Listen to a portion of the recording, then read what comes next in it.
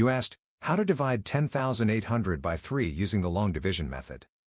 1 is too small. Use 10. 10 divided by 3 equals 3. 3 times 3 equals 9. 10 minus 9 equals 1. Bring down 8, making 18. 18 divided by 3 equals 6. 6 times 3 equals 18. 18 minus 18 equals 0. Bring down 0, making 0. 0 divided by 3 equals 0. 0 times 3 equals 0. 0 minus 0 equals 0. Bring down 0, making 0. 0 divided by 3 equals 0.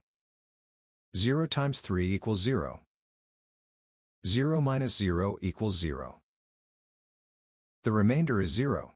The final result is 3,600.